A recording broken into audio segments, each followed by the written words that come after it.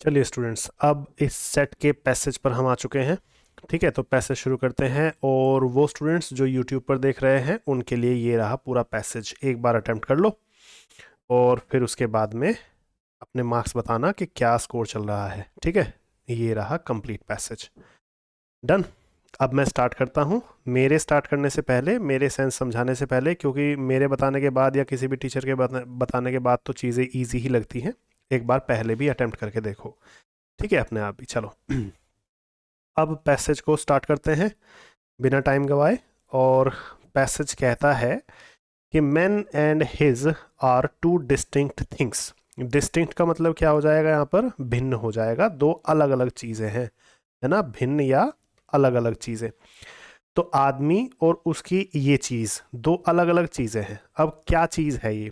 आदमी और उसका वर्किंग तो ऐसे नहीं यूज़ करते हम नाउन में। डीड्स का मतलब कार्य, आदमी और उसका कार्य जो वो काम करता है वो अलग चीज़ है। आदमी और उसकी जानकारी अलग चीज़ है। आदमी और उसका एटीट्यूड दो अलग चीज़ें हैं। अब आने को तो इसमें बी सी डी में से किसी की भी फ्लुएंसी आ सकती है। तो हम क्या करेंगे, अभी थोड़ी देर के लिए इस क्वेश्चन को छोड़ेंगे और नेक्स्ट क्वेश्चन की ओर मूव करेंगे, ताकि हमें हिंट आए कि यहाँ पर हमें फिल क्या करना है। ठीक है, नेक्स्ट क्वेश्चन या नेक्स्ट सेंटेंस का देखते हैं क्या कहता है। Whereas a good deed, जहां एक अच्छा कार्य, कॉल फोर्थ का मतलब होता है, कॉल फोर्थ एक फिक्स फ्रेजल वर्ब है जिसका मीनिंग होता है किसी चीज के होने का कारण होना। ठीक है, एप्रोबेशन का मतलब प्रशंसा हो जाएगा। एप्रोबेशन तुम्हारे एंटोनिम सिनोनिम्स का वर्ड है, इसका मतलब प्रशंसा लिख लेना, तारीफ लिख लेना या सराहना लिख लेना।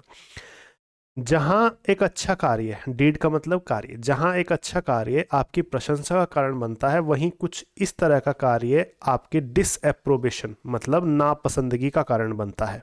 डिसएप्रोबेशन का मीनिंग लिख लो। डिसएप्रोबेशन का मीनिंग होता है नापसंदगी, मतलब तुम्हें लोग जो होते हैं नापसंद करने लगते हैं। जहाँ कोई अच्छा कार्य आपकी प्रशंसा का कारण बनता है, जिससे आपको लोग पसंद करने लगते हैं, वहीं एक इस तरह का कार्य आपको आपकी नापसंदगी का कारण बनता है। अब आपको हिंट आ गया होगा कि 42 में तो हमें चलो फिल करेंगे ही, पर हिंट आ गया होगा कि 41 में क्या चाहिए। तो यहाँ पर लगाएंगे हम डीड्स, कार्य। आदमी और उसके द्वारा किए गए कार्य दो अलग अलग चीज़ें होती हैं।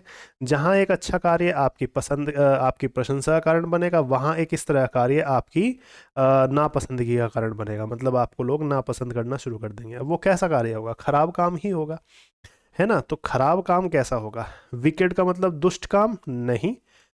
विकेड हो सकता है, वैसे दुष्ट का सेंस है, अभी देख लेते हैं एक बार। विकेड का मतलब खराब का सेंस में आ जाएगा ये। यूजलेस का मतलब बेकार काम, ऐसे नहीं लगाएंगे। वायलेंट का मतलब उग्र या भड़के हुए काम, ऐसा नहीं कहेंगे। शार्प का मतलब तेज कार्य, ऐसा नहीं। विकेड ही सबसे सही ऑप्शन यहाँ पर है। विकेड का मतलब दुष्ट या बेईमानी भरा, है ना। तो वहीं पर जो बेकार कार्य होते हैं या दुष्टता भरे या बेईमानी भरे जो कार्य होते हैं वो आपकी नापसंदगी का कारण बनते हैं। The doer of the deed, कार्य को करने वाला, कार्य को करने वाला डूअर कहा गया है ना। कार्य को करने वाला, वेदर गुड और, चाहे वो अच्छा हो या फिर कैसा हो। बुरा का सेंस आ रहा है, चाहे वो अच्छा हो या बुरा हो, बुरे का सेंस आ रहा है, ऑटोमेटिक सेंस आ रहा है। कार्य को करने वाला, चाहे वो अच्छा हो या फिर विश्वसनीय हो, नहीं। चाहे वो अच्छा हो और रेजिस्टिबल हो, प्रतिरोधक हो, नहीं। चाहे वो अच्छा हो और फिर बुरा हो, ये हो सकता है। चाहे वो अच्छा हो या फिर ईविल का मतलब बुराई हो, तो ईविल का मतलब बुराई आएगा, तो वो नहीं आएगा। तो इसलिए आंसर बैड होगा। गुड और बैड तुम्हारा नॉर्मल फ्रेज भी है, इसमें कोई सोचने वाली ज़्यादा बात भी नहीं है। तो कार्य को करने वाला, चाहे अच्छा हो या बुरा, हमेशा डिजर्व करता है, हमेशा हकदार होता है या तो इस चीज़ का या फिर पिटी का। पिटी का मतलब दुख, मतलब सुख दुख वाला सेंस आ जाएगा ना। जो अच्छा कार्य करेगा वो सुख का हकदार होगा, आदर का हकदार होगा, और जो बुरा काम करेगा वो पिटी का हकदार होगा। पिटी का मतलब दुख या दर्द का हकदार होगा, है ना। तो यहाँ पर 44 में हमारा आ रहा है कि चाहे वो कुछ भी करे, हमेशा सुख और दुख का हकदार होता है। तो 44 में हमें सुख से रिलेटेड या फिर सम्मान से रिलेटेड वर्ड चाहिए। देखते हैं। जो अच्छा कार्य करने वाला होगा वो पनिशमेंट का हकदार होगा, नहीं। वो एक्कोलेड और अपलाउड दोनों प्रशंसा के वर्ड हैं, बट एडजेक्टिव हैं, ये नहीं आएंगे दोनों के दोनों। और जो आपका रेस्पेक्ट है ये नाउन के रूप में यूज हो सकता है, तो आंसर हम इसे लगा देंगे, है ना। तो सेंटेंस क्या बना? The doer of the deed, कार्य को करने वाला, उस कार्य को करने वाला, चाहे वो अच्छा हो या बुरा, या तो प्रशंसा का हकदार होगा, या तो आदर का हकदार होगा, या फिर दुख का हकदार होगा, बुराई का हकदार होगा। है ना। अच्छे और बुरे का कंपैरिजन यहाँ पर चल रहा है। एज द केस में भी, चाहे केस जैसा भी हो, मतलब अच्छा है तो अच्छे का हकदार, बुरा है तो बुरे का हकदार। हेट द सिन, पाप से नफरत करो, एंड नॉट द सिनर, पापी से नहीं।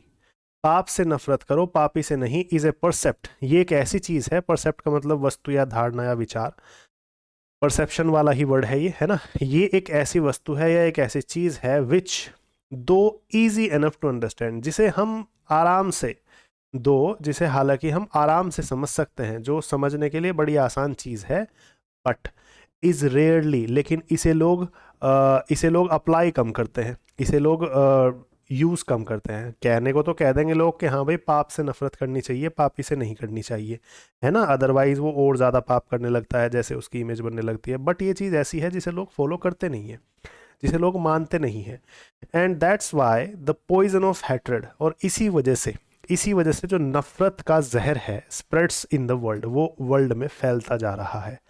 क्योंकि अगर हम पाप से नफरत करें, उसकी सज़ा दे दें, पापी से नफरत ना करें, उसे समाज में वैसी ही जगह दें, जैसे इमेजिन करें किसी से कुछ गड़बड़ हो गई, अब उसने जेल भुगत ली उसके लिए या जुर्माना भुगत लिया, लेकिन हम उसके बाद भी उसे उसका ताना मारते रहते हैं, तो हम क्या कर रहे हैं, उस व्यक्ति को ही ताना देते रहते हैं।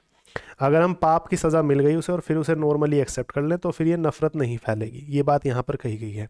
लेकिन हम क्या करते हैं, चाहे वो जेल काट करके आ गया पर्सन, चाहे उसने जुर्माना भर दिया, फिर भी हम उसे टोकते रहते हैं कि इसने ये गलती की थी, इसने ये गलती की थी, ये ऐसा है, ये वैसा है। इसी वजह से नफरत का जहर बढ़ता जा रहा है, ये बात यहाँ पर बोली गई है।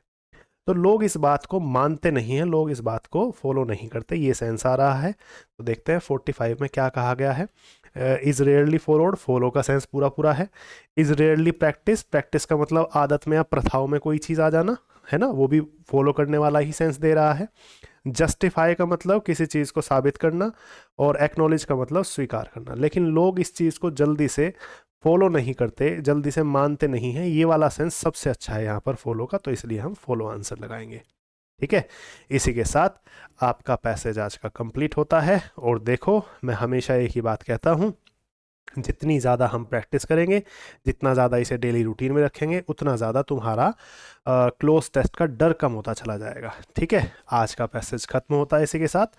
अब नेक्स्ट पैसेज हम नेक्स्ट क्लास में करेंगे। हमेशा की तरह से एक ही बात, एक टारगेट चुनो, उसे पूरा करो, एंजॉय करो, और फिर नेक्स्ट टारगेट चुन लो, यही लाइफ है। ठीक है, चलिए आज के लिए इतना ही।